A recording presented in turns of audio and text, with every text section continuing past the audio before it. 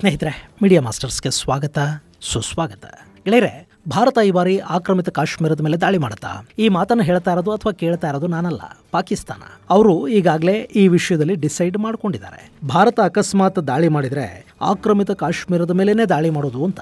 ಹಾಗೆ ಈ ಬಾರಿ ಯುದ್ಧ ಮಾಡುತ್ತಾ ಅಥವಾ LOCಯನ್ನು ದಾಟದೆ ಮಿಸೈಲ್ಗಳನ್ನು ಬಳಸಿ ದಾಳಿ ಮಾಡುತ್ತಾ ಅನ್ನೋ ಬಗ್ಗೆ ಅವರಿಗಿನ್ನೂ ಖಚಿತವಾದ ಮಾಹಿತಿ ಇಲ್ಲ. ಆದರೆ ಆಕ್ರಮಿತ ಕಾಶ್ಮೀರ ಟಾರ್ಗೆಟ್ ಆಗತ್ತೆ ಅಂತ ಅವರೇ ಹೇಳ್ಕೊಳ್ತಾ ಇದ್ದಾರೆ.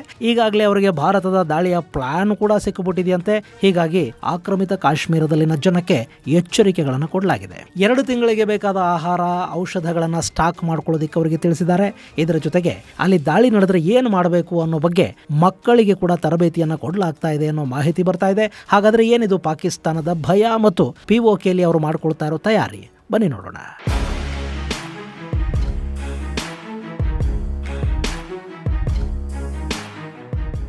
ಗೆಳೆಯರೆ, ಭಾರತ ಎಲ್ಲಿ ದಾಳಿ ಮಾಡುತ್ತೆ, ಯಾವಾಗ ಮಾಡುತ್ತೆ, ಇಷ್ಟಕ್ಕೂ ದಾಳಿ ಮಾಡುತ್ತಾ ಇಲ್ವಾ ಅನ್ನೋದು ಕೂಡ ಯಾರಿಗೂ ಗೊತ್ತಾಗದಷ್ಟು ಗೌಪ್ಯವಾಗಿ ಉಳ್ಕೊಂಡಿದೆ. ಭಾರತೀಯ ಸೇನೆ ತನಗೆ ಬೇಕಾದ ತಯಾರಿಗಳನ್ನು, ತನಗೆ ಬೇಕಾದ ಪರೀಕ್ಷೆಗಳು, ಸಿದ್ಧತೆಗಳನ್ನು ಮಾಡ್ಕೊಳ್ತಾ ಇದೆ.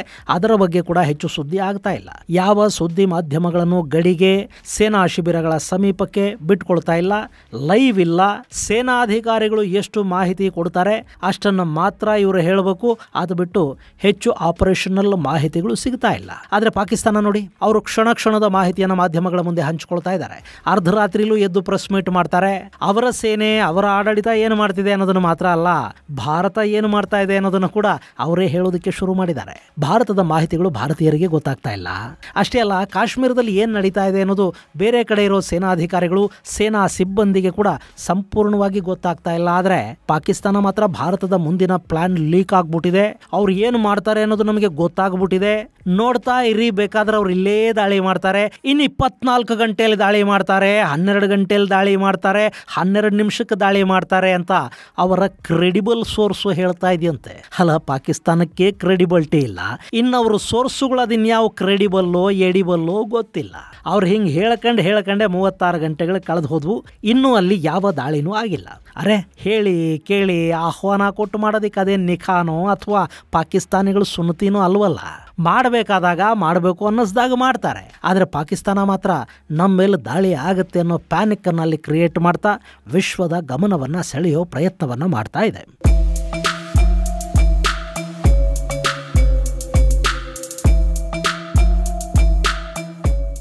ಗೆಳೆಯರೆ, ಅದು ಪಾಕಿಸ್ತಾನ ಆಗಲಿ ಅಥವಾ ಗಾಜಾ ಆಗಲಿ, ಈ ಬಡ್ಡಿ ಮಕ್ಕಳ ಸ್ಟ್ರಾಟಜಿ ಮತ್ತು ಮೋಡಸ್ ಆಪರಂಡಿಗಳು ಒಂದೇ ಥರ ಇರ್ತವೆ ನೋಡಿ. ಇಸ್ರೇಲಲ್ಲಿ ಕೂಡ ಮೊದಲು ದಾಳಿ ಮಾಡಿ ನಾಗರಿಕರನ್ನು ಕೊಂದದ್ದು ಗಾಜಾದ ಉಗ್ರರು. ಆಮೇಲೆ ಇಸ್ರೇಲ್ ದಾಳಿ ಮಾಡೋದಕ್ಕೆ ಶುರು ಮಾಡಿದ ಕೂಡಲೇ ಏನು ಬಾಯಿ ಬಡ್ಕೊಂಡಿದ್ದೇನು, ಅತ್ತಿದ್ದೇನು, ಕಣ್ಣೀರು ಹಾಕೊಂಡಿದ್ದೇನು, ನಕಲಿ ಶವಯಾತ್ರೆಗಳನ್ನು ಅರೇಂಜ್ ಮಾಡ್ತಾ ಅಲ್ಲಿನ TV ಚಾನಲ್ಗಳನ್ನು ನಿಲ್ಲಿಸ್ಕೊಂಡು ನಮ್ಮ ಹೆಂಡತೀರ್ನ ಕೊಂದ್ರು, ನಮ್ಮ ಮಕ್ಕಳನ್ನ ಕೊಂದ್ರು, ನಮ್ಮ ಮನೆ ಕೆಡವಿದ್ರು ಅಂತ ಬಾಯಿ ಬಡ್ಕೊಂಡು ವಿಕ್ಟಿಮ್ ಕಾರ್ಡ್ ಹಿಡ್ಕೊಂಡು ನಿಂತಿದ್ದೇನು. ಬಾ ಈಗ ಪಾಕಿಸ್ತಾನದಲ್ಲಿ ಕೂಡ ಅದೇ ಆಗ್ತಾ ಇರೋದು. ಭಾರತ ಇನ್ನೂ ದಾಳಿ ಮಾಡಿಲ್ಲ, ಆದರೆ ದಾಳಿ ಮಾಡುತ್ತೆ ಅನ್ನೋದನ್ನ ಹೇಳಕಂಡೇ ಅವ್ರು ಈಗಾಗಲೇ ವಿಕ್ಟಿಮ್ ಕಾರ್ಡ್ ಹಿಡ್ಕೊಳ್ಳೋದಕ್ಕೆ ಸಿದ್ಧ ಆಗ್ತಾ ಇದ್ದಾರೆ. ಈಗ ಪಾಕ್ ಆಕ್ರಮಿತ ಕಾಶ್ಮೀರದ ಮೇಲೆ ಭಾರತ ದಾಳಿ ಮಾಡುತ್ತೆ ಅನ್ನೋದು ಅವರ ಊಹೆ. ಹಿಂಗಾಗಿ ಅಲ್ಲಿನ ಶಾಲಾ ಕಾಲೇಜುಗಳಿಗೆ, ಮದರಸಾಗಳಿಗೆ ರಜಾ ಕೊಡಲಾಗಿದೆ. ಹೀಟ್ ವೇವ್ ಅನ್ನೋ ಕಾರಣಕ್ಕೆ ರಜೆ ಘೋಷಿಸಿರುವುದಾಗಿ ಸರ್ಕಾರದ ಆದೇಶ ತಿಳಿಸ್ತಾ ಇದೆಯಂತೆ. ಆದರೆ ಅಲ್ಲಿನ ಆಡಳಿತ ಮೌಖಿಕವಾಗಿ ಹೇಳ್ತಾ ಇರೋದು ಮತ್ತು ಅಲ್ಲಿನ ಮಾಧ್ಯಮಗಳ ಮೂಲಕ ಅವರು ಬರೆಸ್ತಾ ಇರೋದು ಭಾರತ ಭಯೋತ್ಪಾದಕರ ಶಿಬಿರಗಳು ಅಂತ ತಿಳ್ಕೊಂಡು ಮದರಸಾಗಳ ಮೇಲೆ ದಾಳಿ ಮಾಡೋ ಸಾಧ್ಯತೆ ಇರುತ್ತೆ. ಹಿಂಗಾಗಿ ಮಕ್ಕಳ ಜೀವ ಬಲಿಯಾಗಬಾರದು ಅಂತ ಅವರಿಗೆ ರಜೆ ಕೊಡಲಾಗಿದೆ ಅಂತ. ಇಲ್ಲಿ ಕೂಡ ಭಾರತ ಮದರಸಾದ ಮೇಲೆ, ಮಕ್ಕಳ ಮೇಲೆ ದಾಳಿ ಮಾಡುತ್ತೆ ಅನ್ನೋ ಅಪಪ್ರಚಾರವನ್ನು ಮಾಡೋ ಪ್ರಯತ್ನವನ್ನು ಪಾಕಿಸ್ತಾನ ಮಾಡ್ತಾ ಇದೆ. ಇನ್ನು ಆಕ್ರಮಿತ ಕಾಶ್ಮೀರದ ಆಡಳಿತ ಅಲ್ಲಿನ ಜನಕ್ಕೆ 2 ತಿಂಗಳಿಗಾಗುವಷ್ಟು ಆಹಾರ ಹಾಗೂ ಔಷಧಗಳನ್ನು ದಾಸ್ತಾನು ಮಾಡಿಟ್ಕೊಳ್ಳಿ, ಯುದ್ಧ ಶುರು ಆದರೆ ನಿಮಗೆ ಆಹಾರ ಸರಬರಾಜು ಮಾಡೋದಕ್ಕೆ, ಅದನ್ನು ತಂದುಕೊಳ್ಳೋದಕ್ಕೆ ಆಗದ ಸ್ಥಿತಿ ಉಂಟಾಗಬಹುದು ಅಂತ ತಿಳಿಸಿದೆ. ಜೊತೆಗೆ ನಾವು ಈ ಸಂದರ್ಭವನ್ನು ನಿಭಾಯಿಸೋದಕ್ಕೆ ಒಂದು ವಾರ್ ಎಮರ್ಜೆನ್ಸಿ ಫಂಡ್ ಅನ್ನು ಇಡ್ತಾ ಇದ್ದೀವಿ. ಸುಮಾರು $35 ಲಕ್ಷ ಹಣವನ್ನು ವಾರ್ ಫಂಡ್ಗಾಗಿ ಜೋಡಿಸ್ತಾ ಇದ್ದೀವಿ ಅಂತ ಕೂಡ ಆಕ್ರಮಿತ ಕಾಶ್ಮೀರದ ಆಡಳಿತ ಹೇಳ್ಕೊಂಡಿದೆ. ಅಲ್ಲ, ಅಲ್ಲಿ 2 ತಿಂಗಳಿಗಲ್ಲ, 1 ವಾರಕ್ಕೆ ಬೇಕಾಗುವಷ್ಟು ಅನ್ನ, ಔಷಧ ಸ್ಟಾಕ್ ಮಾಡ್ಕೊಳ್ಳೋದಕ್ಕೆ ಕೂಡ ಅವ್ರ ಕೈಲಿ ಸಾಧ್ಯ ಆಗ್ತಾ ಇಲ್ಲ. ಯಾಕೆಂದ್ರೆ ಅಲ್ಲಿ ಸ್ಟಾಕ್ ಇಟ್ಕೊಳ್ಳೋದಕ್ಕೆ ಔಷಧಗಳೆಲ್ಲಿವೆ?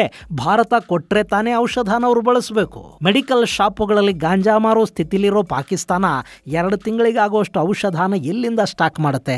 ಇನ್ನು $35 ಮಿಲಿಯನ್ ಹಣ ಅವ್ರ ಹತ್ರ ಇದೆಯಾ? ಪಾಕಿಸ್ತಾನ ಹೀಗೆಲ್ಲ ಹೇಳ್ಕೊಳ್ಳೋ ಮೂಲಕ ನಮ್ಮ ಹತ್ರ ಹಣ ಇದೆ, ಸದ್ಯಕ್ಕೆ ಸಮಸ್ಯೆ ಇಲ್ಲ ಇಲ್ಲ ಅನ್ನೋ ಅಭಿಪ್ರಾಯವನ್ನ ಅಲ್ಲಿನ ಜನಕ್ಕೆ ಮತ್ತು ಭಾರತಕ್ಕೆ ಕೂಡ ಮೂಡಿಸೋ ಪ್ರಯತ್ನವನ್ನು ಮಾಡ್ತಾ ಇದೆ.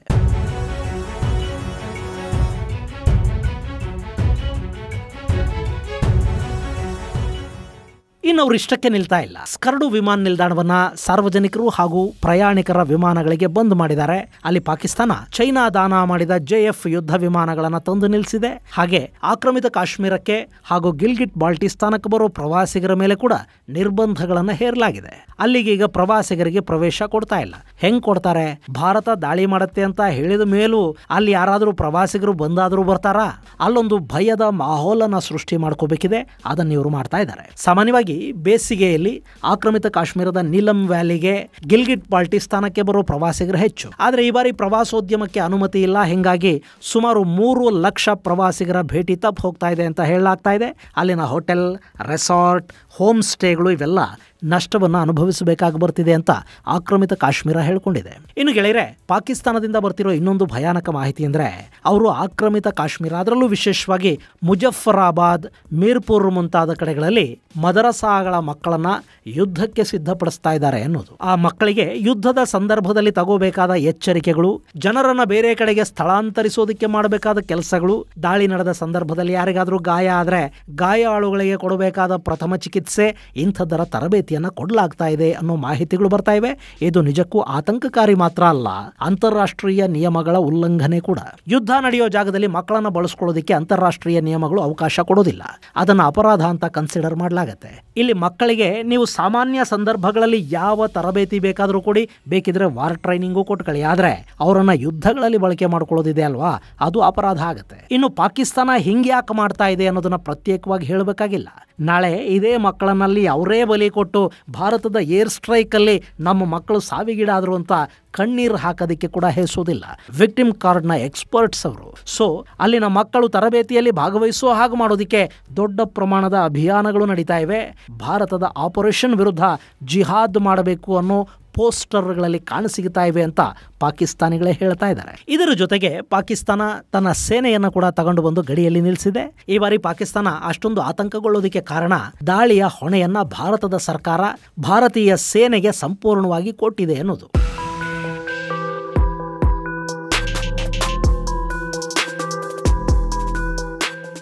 ಇತ್ತೀಚೆಗೆ ಗಮನಿಸಿ ನೋಡಿ, ಭಾರತದ ಪ್ರಧಾನಿ ಯುದ್ಧದ ಬಗ್ಗೆ ಮಾತಾಡ್ತಾ ಇಲ್ಲ. ನಾವು ಭಯೋತ್ಪಾದಕರಿಗೆ ಪಾಠ ಕಲಿಸ್ತೀವಿ, ಹುಡುಕಿ ಹೊಡಿತೀವಿ ಅಂತ ಒಂದು 2-3 ಬಾರಿ ಹೇಳಿದ್ ಬಿಟ್ರೆ ಬೇರೆ ಮಾತುಗಳವ್ರ ಬಾಯಲ್ಲಿ ಬರ್ತಾ ಇಲ್ಲ. ಅವರು ಆಂಧ್ರ ಪ್ರದೇಶದ ರಾಜಧಾನಿಯ ಶಿಲಾನ್ಯಾಸಕ್ಕೆ ಹೋಗ್ತಾರೆ, ಕೇರಳದಲ್ಲಿ ವಿಳಿಂಜಂ ಪೋರ್ಟ್ ನ ಉದ್ಘಾಟನೆಯನ್ನು ಮಾಡ್ತಾರೆ, ಬಿಹಾರದಲ್ಲಿ ಎಲ್ಲೋ ಪಂಚಾಯತ್ ರಾಜ್ ದಿನಾಚರಣೆಯಲ್ಲಿ ಭಾಗಿಯಾಗ್ತಾರೆ, ಇನ್ಯಾವುದೋ ಕಾರ್ಯಕ್ರಮದಲ್ಲಿ ಕಾಣಿಸ್ಕೊಳ್ತಾರೆ. ಯುದ್ಧದ ಬಗ್ಗೆ ಏನಾದರೂ ಹೇಳ್ತಾರಾ ಅಂತ ಮಾಧ್ಯಮಗಳು ಕಾಯ್ತಾ ಇದ್ರೆ ಜಾತಿ ಜನಗಣತಿಯ ಬಗ್ಗೆ ಮಾತಾಡ್ತಾರೆ. ಇದೆಲ್ಲದರ ನಡುವೆ ದೆಹಲಿ ನಿವಾಸದಲ್ಲಿ ಒಂದಷ್ಟು ಸಭೆಗಳನ್ನು ಮಾಡಿ ಯಾರ್ಯಾರಿಗೆ ಏನೇನು ಆದೇಶ ಕೊಡಬೇಕೋ ಅಷ್ಟು ಕೊಟ್ಟು ಭಾರತದ ಪ್ರಧಾನಿ ತಣ್ಣಗಿರುವ ಹಾಗೆ ತೋರಿಸ್ಕೊಳ್ತಾ ಇದ್ದಾರೆ. ಒಟ್ಟಾರೆ ಶತ್ರುಗಳಿಗೆ ಕೂಡ ಏನೂ ಗೊತ್ತಾಗದ ಹಾಗೆ, ಒಳಗಿನವರೂ ಅದರ ಬಗ್ಗೆ ಹೆಚ್ಚು ಮಾತಾಡದ ಹಾಗೆ ಭಾರತ ವ್ಯವಸ್ಥೆಗಳನ್ನು ಮಾಡ್ತಾ ಇದೆ. ಇಲ್ಲಿನ ರಾಜಕೀಯ ಆಡಳಿತ ತನಗೂ ದಾಳಿಗೂ ಸಂಬಂಧ ಇಲ್ಲ ಅನ್ನೋ ತರ ಸುಮ್ಮನಿರೋದು, ಏನೇ ಮಾಡಿದ್ರೂ ಸೇನೆನೇ ಮಾಡುತ್ತೆ, ಎಲ್ಲ ನಿರ್ಧಾರವೂ ಸೇನೆನೇ ತಗೊಳ್ಳೋದು, ಸೇನೆಗೆ ಯಾವುದೇ ಕಾರಣಕ್ಕೂ ನಾವು ಏನು ಹೇಳೋದಿಕ್ಕೆ ಹೋಗೋದಿಲ್ಲ, ನಾವು ಮಧ್ಯಪ್ರವೇಶ ಮಾಡೋದಿಲ್ಲ ಅನ್ನೋ ಥರದ ಭಾವನೆಯನ್ನ ಮೂಡಿಸ್ತಾ ಇದೆ. ಇನ್ನು ಇಲ್ಲಿ ಎಲ್ಲವನ್ನೂ ರಾಜಕೀಯ ಆಡಳಿತವೇ ನೋಡ್ಕೊಳ್ಳೋದಾಗಿದ್ದಿದ್ರೆ ಪಾಕಿಸ್ತಾನ ಕೂಡ ಇಲ್ಲಿ ಇಷ್ಟೊಂದು ಪ್ಯಾನಿಕ್ ಆಗ್ತಾ ಇರಲಿಲ್ವೇನೋ. ಯಾಕೆಂದ್ರೆ ಅವರಿಗೆ ನಮ್ಮ ರಾಜಕಾರಣಿಗಳ ಬಗ್ಗೆ ತುಂಬಾನೇ ಚೆನ್ನಾಗಿ ಗೊತ್ತಿದೆ. ಕಳೆದ 75 ವರ್ಷಗಳಿಂದ ಅವರನ್ನ ನೋಡ್ತಲೇ ಬರ್ತಾ ಇದ್ದಾರೆ. ಆದ್ರೆ ಭಾರತೀಯ ಸೇನೆ ಇದೆ ನೋಡಿ, ಅದರ ಬಗ್ಗೆ ಅವರಿಗೊಂದು ಭಯ ಕೂಡ ಇದೆ. ಭಾರತೀಯ ಸೇನೆ ಕಣಕ್ಕಿಳಿದ್ರೆ ರಣಚಂಡಿಗೆ ರಕ್ತದೌತಣ ತಪ್ಪೋದಿಲ್ಲ ಅನ್ನೋದು ಪಾಕಿಸ್ತಾನಕ್ಕೆ ತುಂಬಾ ಚೆನ್ನಾಗಿ ಗೊತ್ತಿದೆ. ಹೀಗಾಗಿನೇ ಅವರ ಮುಖಗಳಲ್ಲಿ ಬಾರಿ ಭಯ ಕಾಣ್ತಾ ಇರೋದು. ಇನ್ನು ಭಾರತ ಇದುವರೆಗೆ ಅಲ್ಲಿ ಯಾವ ಕಾರ್ಯಾಚರಣೆಯನ್ನು ಶುರು ಮಾಡಿಲ್ಲ. ಮೊನ್ನೆ ರಫೇಲ್ ಯುದ್ಧ ವಿಮಾನಗಳನ್ನ LOC ವರೆಗೆ ತಗೊಂಡು ಹೋಗಿ ಅಲ್ಲಿಂದ ಕೂದಲೆಳೆಯ ಅಂತರದಲ್ಲಿ ಮ್ಯಾನ್ಯೂರಿಂಗ್ ಮಾಡಿಕೊಂಡು ಬಂದಿದ್ದಾರೆ. ಅವತ್ತೇ ರಾತ್ರಿ ಪಾಕಿಗಳು ನಿದ್ದೆಗೆಟ್ಟು ಭಾರತ ದಾಳಿ ಮಾಡುತ್ತೆ ಅಂತ ಚೀರಾಡ್ತಾ ಇದ್ದದ್ದು. ಇನ್ನು ಉತ್ತರ ಪ್ರದೇಶದಲ್ಲಿ ಕೂಡ ವಾಯುಪಡೆ ಒಂದಷ್ಟು ಹಾರಾಟದ ಪರೀಕ್ಷೆಗಳನ್ನು ಮಾಡಿದೆ. ಇದೆಲ್ಲ ಕೂಡ ಅಲ್ಲಿ ದೊಡ್ಡದೇನೋ ಆಗಬಹುದು ಅನ್ನಿಸೋದಕ್ಕೆ ಕಾರಣವಾಗ್ತಾ ಇರೋ ಹೊತ್ತಲ್ಲಿ ಪಾಕಿಸ್ತಾನ ಭಾರತದ ಜೊತೆಗೆ ಬ್ಯಾಕ್ ಡೋರ್ ಮಾತುಕತೆಗಳಿಗೆ ಕೂಡ ಪ್ರಯತ್ನವನ್ನ ಮಾಡ್ತಾ ಇದೆ ಅನ್ನೋ ಮಾತುಗಳನ್ನ ಅಲ್ಲಿನ ಸರ್ಕಾರದ ವಿರೋಧಿಗಳು ಅಂದರೆ ಇಮ್ರಾನ್ ಖಾನ್ ಬಣದವರು ಹೇಳೋದಕ್ಕೆ ಶುರು ಮಾಡಿದ್ದಾರೆ. ಅಲ್ಲಿ ಈಗಂತೂ ಹೇಗಿದೆ ಪರಿಸ್ಥಿತಿ ಅಂದರೆ, ಭಾರತ ದಾಳಿ ಮಾಡಿದ್ರೂ ಅವ್ರಿಗೆ ಸಮಸ್ಯೆ ಆಗುತ್ತೆ, ಭಾರತ ದಾಳಿ ಮಾಡದೇ ಇದ್ರೂ ಅವರಿಗೆ ಸಮಸ್ಯೆ ಆಗುತ್ತೆ. ದಾಳಿ ಮಾಡಿದರೆ ಯುದ್ಧ, ಅದನ್ನು ತಡ್ಕೊಳ್ಳೋ ಶಕ್ತಿ ಅವರಿಗಿಲ್ಲ.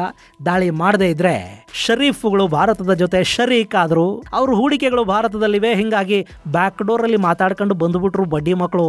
ಏನೇ ಆದರೂ ಇವರು ಭಾರತದ ಜೊತೆ ಒಳಗೊಳಗೆ ದೋಸ್ತಿ ಮಾಡ್ಕೊಂಡಿದ್ದಾರೆ, ನಮಕ್ ಹರಾಮಗಳು ಅನ್ನೋ ಥರದ ಮಾತುಗಳು ಅಲ್ಲಿನ ಜನರ ಬಾಯಲ್ಲಿ ಬರೋದಕ್ಕೆ ಶುರು ಆಗುತ್ತವೆ. ಅದನ್ನಾಗಲೇ ಇಮ್ರಾನ್ ಖಾನ್ ಪಾರ್ಟಿ ವ್ಯವಸ್ಥಿತವಾಗಿ ಮಾಡೋದಕ್ಕೂ ಶುರು ಮಾಡಿದೆ.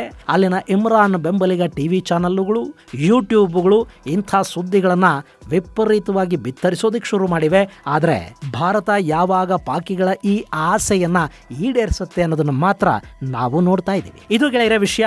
ಮುಂದಿನ ಸಂಚಿಕೆಯಲ್ಲಿ ಮತ್ತಷ್ಟು ವಿಶೇಷಗಳ ಜೊತೆ ಮತ್ತೆ ಭೇಟಿಯಾಗೋಣ. ಅಲ್ಲಿವರೆಗೆ ಜೈ ಹಿಂದ್, ಜೈ ಕರ್ನಾಟಕ.